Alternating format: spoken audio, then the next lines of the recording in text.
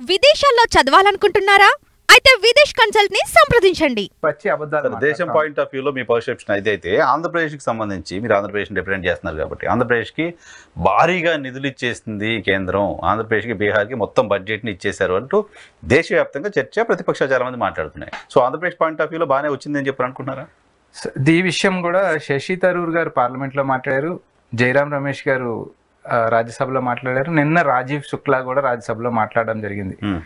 అద్భుతం చేశాము అని చూపించేటట్టు ప్రయత్నం చేస్తా ఉంది తప్ప ఆంధ్రప్రదేశ్ రాష్ట్రానికి దక్కింది ఏమీ లేదు అని కూడా వాళ్ళు కూడా చెప్పడం జరిగింది. అదనంగా ఆంధ్రప్రదేశ్ రాష్ట్రం పైన వరల్డ్ బ్యాంక్ లాంటి సంస్థలు ఒప్పుకుంటే అంటున్నాను నేను, ఒప్పుకుంటే ఇంకొక 15,000 కోట్లు అప్పు వచ్చే అవకాశం ఉంది. అంతే, అప్పు వచ్చే అవకాశం ఉంది. సరే, అది మీరు నేను కన్నా కూడా నిన్న వాళ్ళ కేంద్ర మంత్రి పెమ్మసాని గారు గుంటూరులో ప్రెస్ మీట్ పెట్టి కూడా ఆయన ఏం చెప్పారంటే, రాష్ట్రం ఈ రోజున్న పరిస్థితుల్లో ఆ 15,000 కోట్లు అప్పు అయినా మనకు వచ్చే పరిస్థితి ఉంది, సంతోషించండి. ఎఫ్ఆర్బిఎం లిమిట్స్ దాటి అదనంగా మాకు ఇంకో 15,000 కోట్లు అప్పు అయినా వచ్చే పరిస్థితి ఉంది అన్నప్పుడు డెఫినెట్ గా వీరోచితంగా చంద్రబాబు నాయుడు గారు కేంద్రానికి మద్దతు ఇచ్చి వాళ్ళ శక్తి మీదే నరేంద్ర మోడీ గారు నిలబడుతున్నారని చెప్పుకుంటూ ఒక 15,000 కోట్లు ఈ రాష్ట్రానికి అదనంగా అప్పు సాధించుకురాగలిగినందుకు వారికి శుభాకాంక్షలు మనం అందరం చెప్పాలి.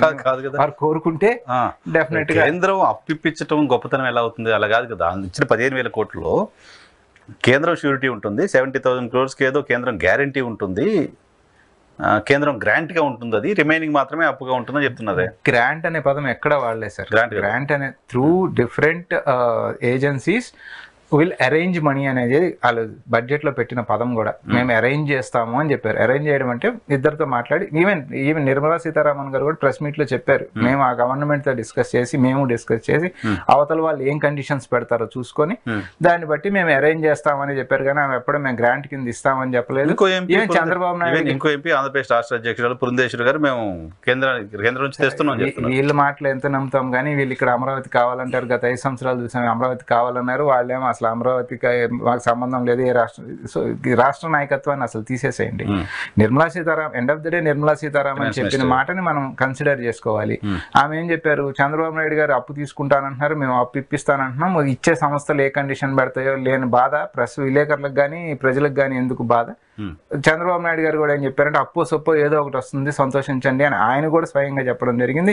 అసెంబ్లీ కూడా ధన్యవాద తీర్మానం చేసి పంపించడం జరిగింది. అప్పు వస్తున్నందుకన్నా సంతోషపడుతున్న స్థితిలో ఇవాళ రాష్ట్రం ఉంది అనేది ఆయన చెప్తారు. ఎక్సెప్ట్ 15,000 crores కొత్తగా ఆంధ్రప్రదేశ్ కి బడ్జెట్ లో అలొకేషన్స్ ఎలా ఉన్నాయంటే మిగతా అలొకేషన్స్ ఎలా ఉన్నాయి సార్? ఆ 15,000 crores కూడా అప్పు సార్, అది ఎక్సెప్ట్ కాదు అసలు. దాన్ని కూడా ఒక రకమైన అన్యాయం, అది కన్సిడర్ చేయొద్దు. రాష్ట్రానికి అప్పిస్తున్నారు, అదొక అన్యాయం జరిగింది.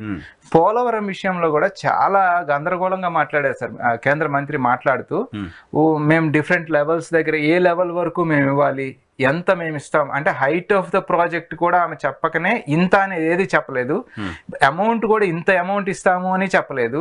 సో దాన్ని బ్యారేజ్ గా మార్చబోతున్నారా, దాన్ని ప్రాజెక్ట్ గా డ్యామ్ కింద ఉంచుతారా, ఏం చేస్తారు అనేది కూడా మళ్ళీ మేము ఇద్దరం డిస్కస్ చేసుకునే పరిస్థితి అని చెప్పారు.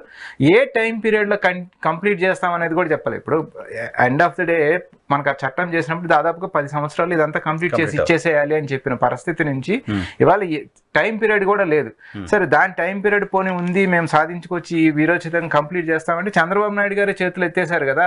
ఎప్పుడు చేయగలుగుతామో ఏంటో ఆఫీసర్లే ఆలోచించుకొని ఈ 5 ఏళ్లలో చేయగలుగుతామో లేదో చెప్తామన్నారు అని ఇక్కడ ఈయన ముఖ్యమంత్రి గారు కూడా చేతులు ఎత్తినప్పుడు ఇంకా వాళ్ళు దానికి ఇచ్చేది ఏముంది? సో అంటే ప్రత్యక్షంగా ఇచ్చిన చట్టంలోని ఒక్క అంశం కూడా ఈ బడ్జెట్ లో ఆంధ్రప్రదేశ్ కి నెరవేరలేదు. దీన్ని చూసి మనం ఎందుకు ఆంధ్రప్రదేశ్ నాయకత్వం అంటే రూలింగ్ ఉన్న వాళ్ళు ఎందుకు సంకలు గుద్దుకొని ఎందుకు ఆనందపడుతున్నారా అనేది ఎవరికి అర్థం కాని ప్రశ్న. మేబీ అట్లా కదా సరే, వాళ్ళు అప్పే తెచ్చుకున్నారు, కొత్తగా ఇచ్చింది లేదని మీరు చెప్తున్న క్రమంలో మీ కూటమికి సంబంధించిన నాయకులు విమర్శలు చేస్తున్నారు. నీతి ఆయోగ్ సమావేశం నుంచి మమతా బెనర్జీ వాకౌట్ చేసి వెళ్ళిపోయారు. బీహార్కిను ఆంధ్రప్రదేశ్కి నిధులు ఇచ్చేస్తున్నారు, మిగతా రాష్ట్రాలు పట్టించుకోవట్లేదు అంటూ మాట్లాడి వాకౌట్ చేసి వెళ్ళిపోయారు. వాకౌట్ చేసి ఆవిడ వెళ్ళటానికి కారణం ఏంటంటే సార్, 2021 నుంచి ఏది మళ్ళీ వెస్ట్ బెంగాల్ ఎలక్షన్ జరిగిన తర్వాత నుంచి ఎప్పుడైతే భారతీయ జనతా పార్టీ ఓడిపోయిందో వాళ్ళకి ఇవ్వాల్సిన నిధులు కూడా ఇవ్వట్లా. మన్రేగా నిధులతో సహా మొత్తం నిధులు ఆగిపోయినాయి. కేంద్ర ప్రభుత్వం నుంచి వెస్ట్ బెంగాల్కి నిధులు వెళ్ళట్లా. పార్లమెంట్ లో వాళ్ళ ఎంపీలు లెగిసి ప్రశ్నించడం జరిగింది. సో న్యాయంగా మాకు రావాల్సిన నిధులు ఇవ్వట్లేదు. FRBM లిమిట్ లో నుంచి అప్పులు తెచ్చుకొని ఇవ్వట్లేదు. సో మీరు అట్లీస్ట్ ఆంధ్రప్రదేశ్ రాష్ట్రానికో బీహార్ రాష్ట్రానికో అప్పులన్నా అరేంజ్ చేసి వాళ్ళకి అదనంగా అప్పు ఇచ్చి వాళ్ళకి ఏదో ఫెసిలిటేట్ చేస్తున్నారు. మాకు ఏ కేంద్రం నిధులు ఇవ్వట్లేదు, అప్పులు తెచ్చుకొని ఇవ్వట్లేదు అని బాధ ఎక్స్ప్రెస్ చేసింది తప్ప ఆంధ్రాకి ఇచ్చేసారు, బీహార్ ఇచ్చేసారు, ఇద్దరు బాగుపడిపోయారని కాదు ఆమె ఎక్స్ప్రెస్ చేసింది. అక్కడ చంద్రబాబు నాయుడు గారు కూడా క్లారిఫికేషన్ ఇచ్చారు. మాకు రాష్ట్రానికి విభజన చట్టం ప్రకారం రావాల్సిందే ఇచ్చారు తప్ప కొత్తగా మాకేమి ఇవ్వలేదు, ఇది ప్రొవిజన్ అని ఆయన మాట్లాడడం కూడా విన్నాం.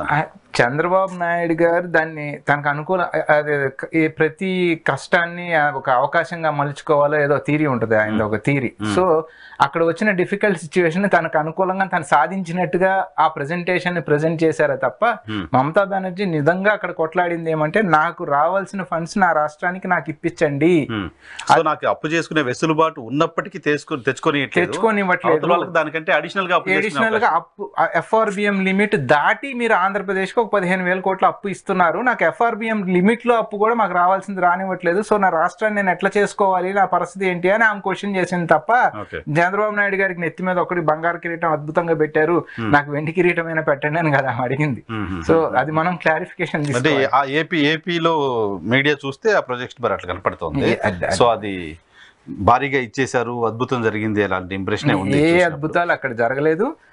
రాజీవ్ శుక్లా అడిగిన ప్రశ్నకు కానీ, శశి తరూర్ మాట్లాడిన దానికి కానీ, జయరాం రమేష్ మాట్లాడిన దానికి కానీ, ఈ ముగ్గురు అడిగిన ప్రశ్నలో ఎక్కడన్నా నేను నిర్మలా సీతారామన్ గారి సమాధానం చెప్పారా? మీరు కాంగ్రెస్ వాళ్ళు పాయింట్అవుట్ చేశారు, ఇదిగో నాట్ దిస్, ఈ గ్రాంట్ కింద మేము ఆంధ్రప్రదేశ్ రాష్ట్రానికి ఇచ్చామని నేనేమన్నా ఆమె ఎక్స్ప్లెనేషన్ లో క్లారిటీ ఇచ్చిందా? ఆ పాయింట్ వదిలేసి హల్వా గురించి మాట్లాడింది ఆమె గంట సేపు, అంతే తప్ప విషయం గురించి మాట్లాడలేదు. రాష్ట్రానికి అది ఖచ్చితంగా అప్పు అప్పు అప్పు. ఓకే.